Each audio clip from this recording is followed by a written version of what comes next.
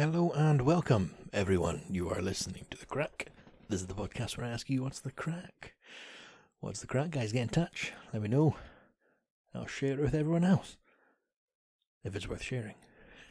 I hope you're alright. Hope you're well. Hope your week's been splendid and carefree and easy and relaxing and just not a hassle, because I can't be doing with hassle. Yeah. Hope you've been keeping well, keeping out of trouble, keeping yourself good.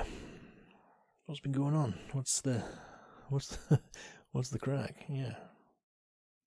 Apologies for this being a bit late. I'm very lazy. No, actually, I'll say I do have a reason. I don't. There's no justifiable reason. I've just been not really keeping myself up to a standard I would like to maintain.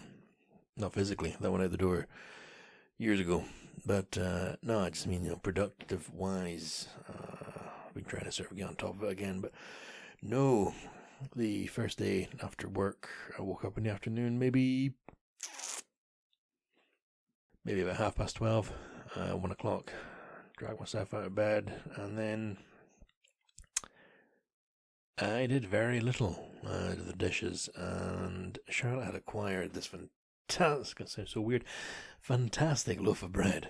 What the fuck am I talking about? Yeah, it was a loaf of bread, but it was delicious, and I thought, I'll have a tiny little bit of that. So I did. I cut off a tiny little bit, and I had some, we have fancy butter. So a little bit of Lurpak on there, yeah, a little bit of salted butter. Oh, good lord, it was good. So, yeah, I left it on the side and would come back and, I don't know, some sort of weird, greedy orbit. I would get a bit of bread, put some butter on it, wander around the flat, not achieve anything, and then wander back to the bread, cut another little bit, and that was it until Charlotte came home. That wasn't, that's not all I did, but that was my first day off. I didn't achieve very much. Ate the bread.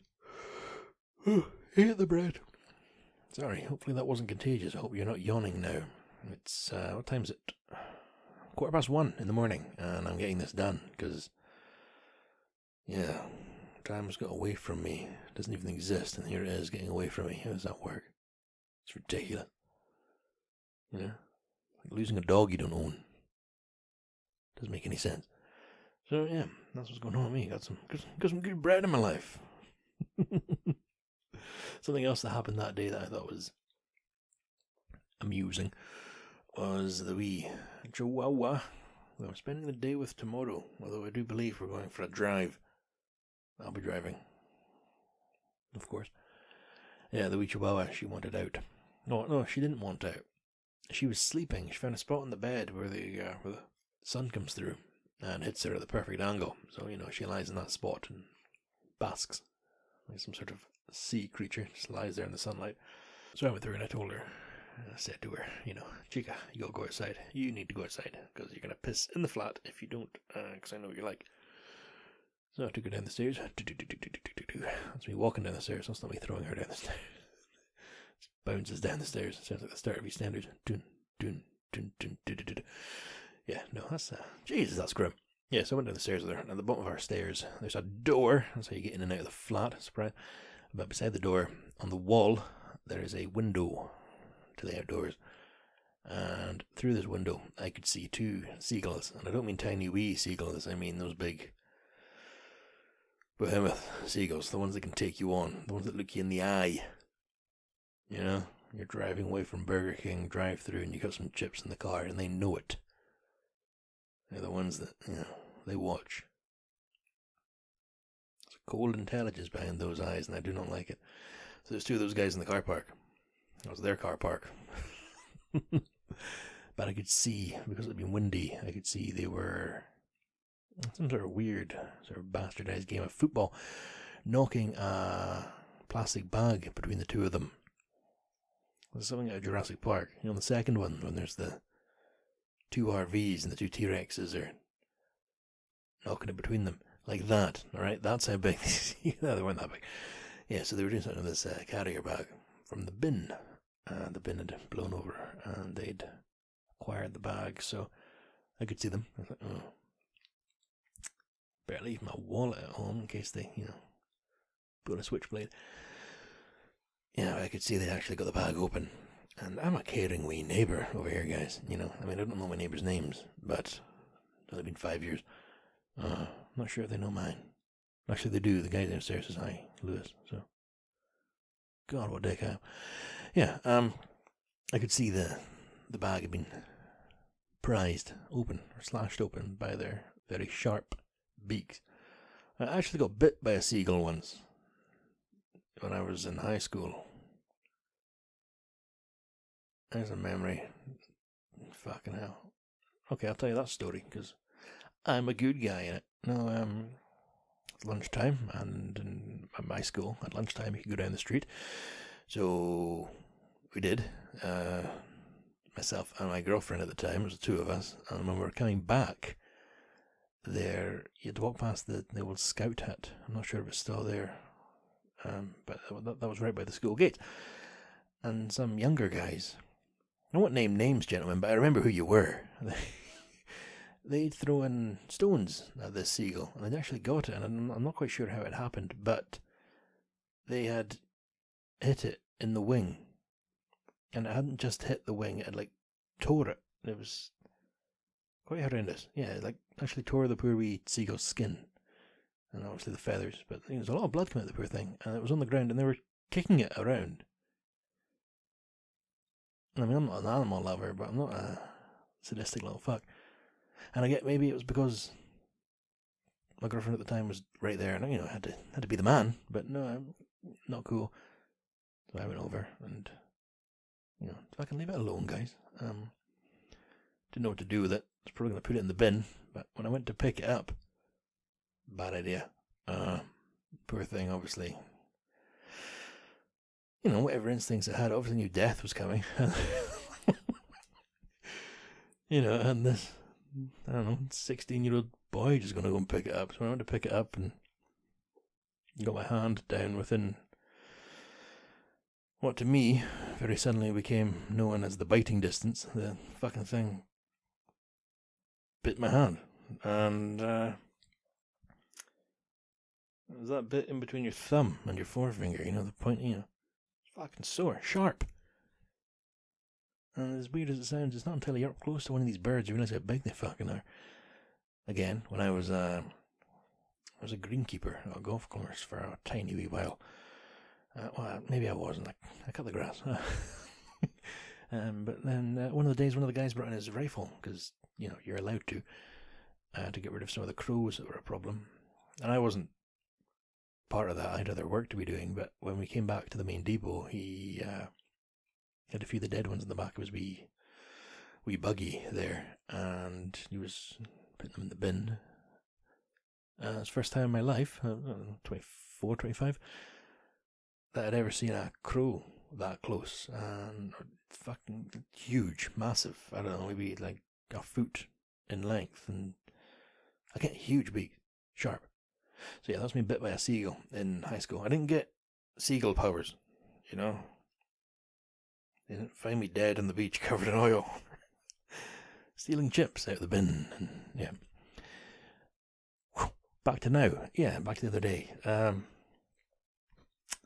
Seagulls in the car park. I was about to walk past with the wee dog, and they'd got the rubbish bag torn open. That's not good. And all the more disgusting was whoever put the bag in had a microwavable curry, with the wee plastic tub, and then you peel it back, put a wee bit of water in with the rice, puncture it several times, which means you go wild on it like you're Ted Bundy. You just hack at that fucker. They had that in the bin, and the seagull had that out, and they had the cover, and that was blowing around. It was all sticky and gross, and I was like, I don't like this, and if they get into that bag, it's going to go way where. So I walked over, and as I walked over, they didn't fly away. They just sort of backed off the minimal sort of distance. I picked the bag up, and gentleman neighbour, fucking Lewis over here, I lifted all the bins up with the back of the bin, and then here's the thing, I don't know what you do when you take your dog off the toilet. I don't watch her. I'm not into that. I don't watch her piss and shit. So I'm looking at my phone, chin pressed against my collarbone as I look down at it. Obviously going to get some sort of weird posture issue later in life. And I look down at the dog and I'm like, are you done? And she hasn't done anything yet. What are you doing? So I look at what she's looking at. She's standing sort of like a no-nonsense stance. What are you looking at? And the two seagulls are standing, like, looking at her. But it's not a friendly, like, curiosity thing. It's, if I wasn't there, I think they would try to eat her. I don't think they were happy I took away their food, but they were watching, and it was like the end of The Good, the Bad, and the Ugly. You know, when he writes the name on the stone, and they all back up, and the music builds. El Finale. I had the soundtrack. It's one of my favourite films, guys, The Good, the Bad, and the Ugly. Wah, wah, wah. But these big seagulls, I'm pretty confident they could probably eat a chihuahua, because there've been about 5 of them. You know, if there's only 2, there've been maybe 5. I don't think I'd have gone near them, because they can take you on. And if you've ever gone for a coffee with me at the Costa up by McDonald's in Inverness, for some fucking reason, every time I'm there, I start looking at the birds outside, and I get paranoid that they're going to turn on us, like The Birds by Alfred Hitchcock. We'd be fucked if the bird. We'd be outnumbered. We'd be outgunned. They're there. There's too much. Don't want to think about it. Too scary. So that was my day off after work. Yep. Ate bread and, I don't know, reignited my paranoia that the birds are going to turn against us. So that's what was going on. And I haven't done much since. Whoa. Went for a wee walk yesterday with the dog and Charlotte, but we went for lunch first. But it was like a fancy lunch. It wasn't I put a tie on, go and sit down with your suit jacket there type of lunch. No, we went to a little cafe place near the canal. Canals usually have that kind of edge. At least in Britain. Yeah. I don't imagine Venice has that kind of, shopping trolley dumped in it and litter strewn, and why is there an empty deodorant can there? Someone's probably inhaled that. No, so we went for lunch, and I'm going round a roundabout, as you're meant to do, indicating completely in the right, and some cunt pulls it. Oh no, that's not a very polite way. Some fellow road user pulls out in front of me. So myself, being the James Bond almost level driver, emergency brake, bam. Oh, it's a bad word, bam. No, we didn't crash, but I came to a sudden halt. Like, you can brake and come to a gentle halt, but this was like a proper brake on, bam. Everything shuddered in the car. And the old guy looks at me with his face like I'm at fault. And usually, like 99.9% of the time, I'm very laid back, guys. I don't usually care about very much. In the past, when folk have pulled out in front of me or have come in near misses, I usually smile and wave. But the way this guy looked at me, concerningly, I was filled with rage. Like, immediately, I was angry. Like, I was not impressed. And he drove off. I don't know where it came from. I've never had that before. It's that road rage, but but he looked at me like I was at fault. You're the one driving out into the roundabout, you old bastard. Whoa. Yeah, so, learned a little bit of something about myself there. Apparently when I'm completely not at fault and somebody tries to blame me, I feel anger. I wasn't impressed. Was not impressed. If you're listening to this, sir, I remember your face. Yeah. I was not happy. So, well, a lesson for you guys. When you're at a roundabout, before you pull out onto it, look right, if you're in the UK, as you're meant to do, and make sure no one's coming along. And if they are, wait. And if they're indicating, wait, and then go. And if you pull out, wave. Just give them, okay, my bad. Don't look at them like, why are you driving on the roundabout? Oh, I wasn't impressed. Anyway, I had lunch, BLT and a black coffee. Delicious.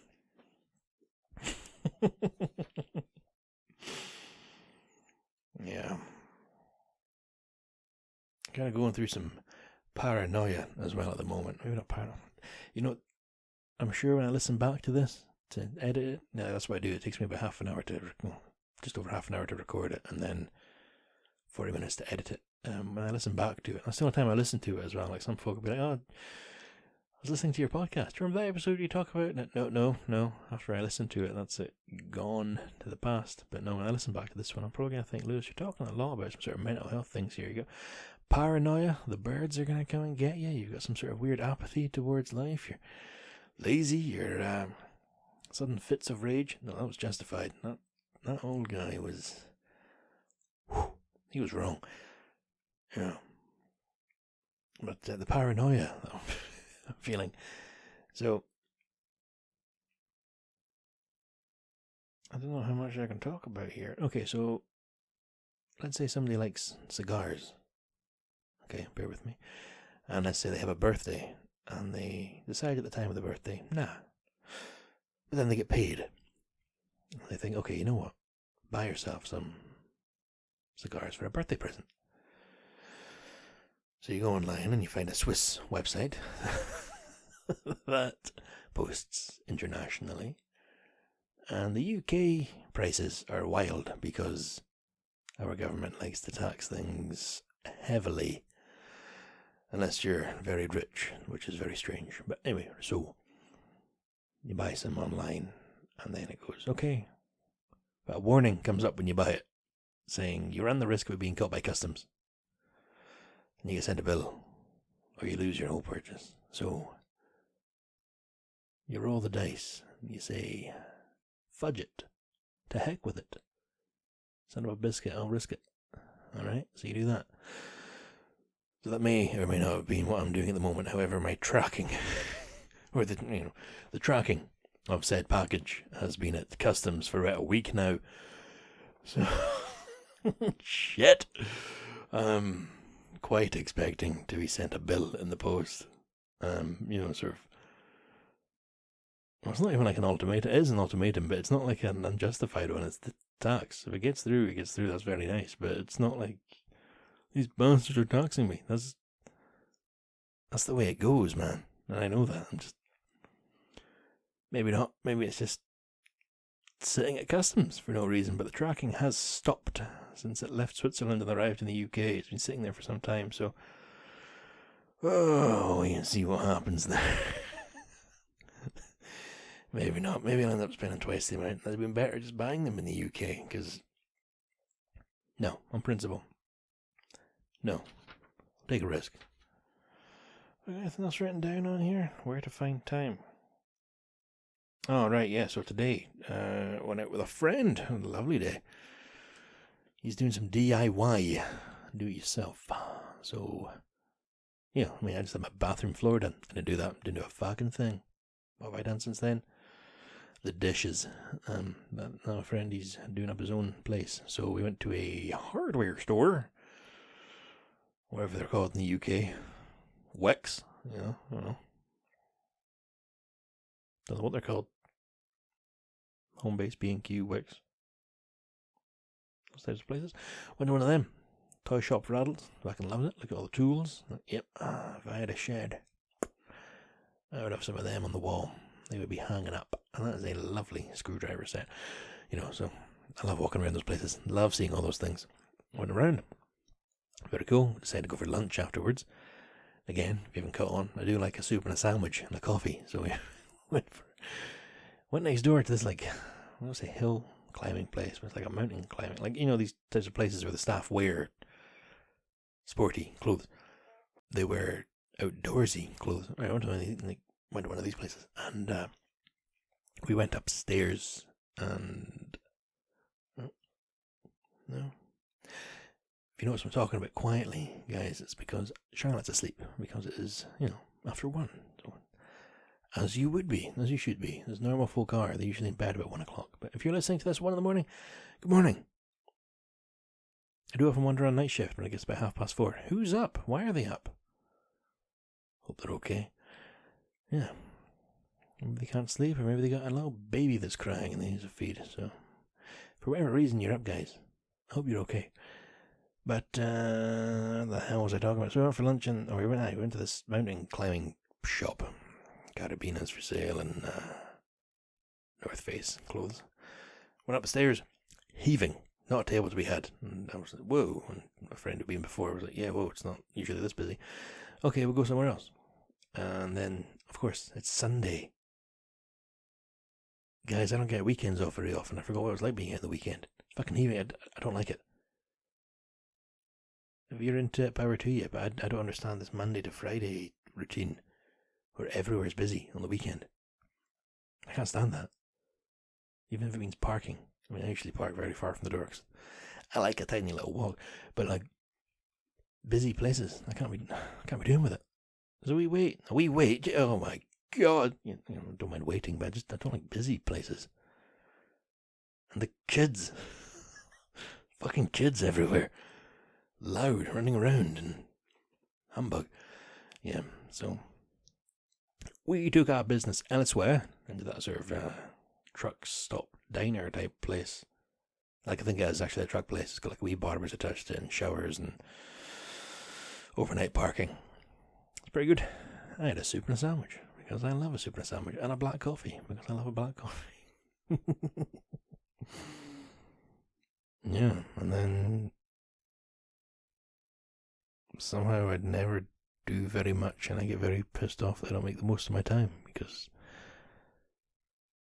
I don't know, maybe I could blame it on like, have you got ADHD? No, I think I'm just a lazy fucking unmotivated son of a gun. But yeah, you know, I've got recipes I want to type up. I've got a fucking story. Fucking pretentious. I wrote it as a screenplay a few years ago now, and I've been trying to write it as an actual story, but I just never do, you know. I've got films I want to watch. I've got film write-ups that I want to write, and there's always series. Like, everyone at work's always watching a new series every week, and it's because there's unlimited, hundreds of thousands of things out there to watch, and Netflix and Amazon and Disney and what else, HBO. They just keep churning things out, and you can't keep up with it. You know, what's worth watching? I don't know what's worth watching. I'd like to. Speaking of which, something worth watching, if you don't have never seen it before, if you have BBC iPlayer, which you may do, I don't know, maybe you don't, get it pretty easily. Just download the app, it's free, and then they'll ask you if you have a TV license. Wink, yes. There's a film on there directed by Sam Raimi, the guy that did the Tobey Maguire Spider-Man films and The Evil Dead. And if you like your Marvel films, he did Doctor Strange 2, I think, which I've not seen. He also did a film called The Gift, which was quite a strange one. And one called Drag Me to Hell. Anyway, the point is, he's a very good filmmaker. He was around with the Coen brothers when they started. Big fan of the Coens. You probably heard me before talk. Fucking stop saying Lewis. What's going on here? Yeah, so you may have heard me talking about Fargo, the TV series that's based on the Fargo movie, which was by the Coen brothers, and they did No Country for Old Men, one of my favourites as well. Just excellent filmmakers. And The Big Lebowski, you know, I'm looking at a poster of that right now as we talk. The dude. So, A Simple Plan, it's directed by Sam Raimi, who, like I said, came sort of up with the Coens, and it's very close to Fargo. It's set in Minnesota in the winter, a lot of snow. And this guy right here, guys, he loves a snowy mystery. Give me a murder in the snow. That's right up my street, and it's just it was an excellent film from the 90s, and I don't know how I've never seen it, because it's the type of thing you'd have seen on TV. Well, I mean, it was on BBC at some point, if it's on BBC iPlayer, but it's the type of thing I'd have had on video when I was wee. You know, it's not like a fantastically amazing blockbuster, but it's a tight sort of thriller. It's not a mystery because you see what happens at every step. Would you call it neo-noir? Probably not, but right, mystery. I'll give you the absolute briefest sort of synopsis of it, but I don't want to ruin anything. Oh, that's the furry co-host wanting outside. There may be a sudden pause in the podcast, and I'll return. Ooh, and we're back. Yeah, wow. Cold outside, crisp, fresh. Yeah, the wee Mexican furry co-host needed out, so I took her out. And the other night I watched Dog Soldiers, which, if you've never seen it, it's a horror film.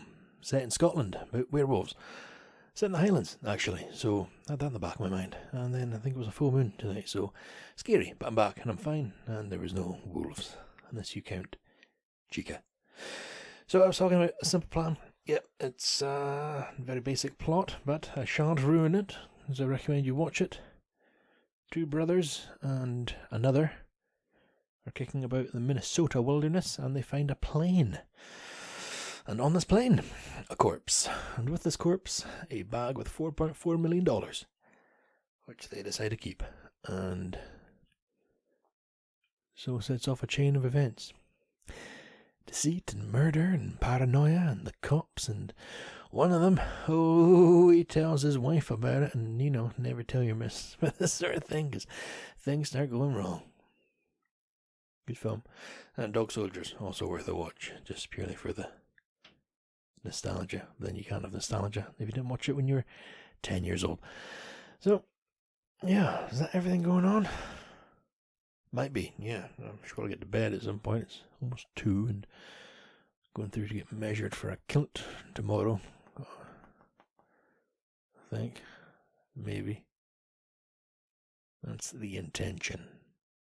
Whether or not that happens, we shall see, but yeah.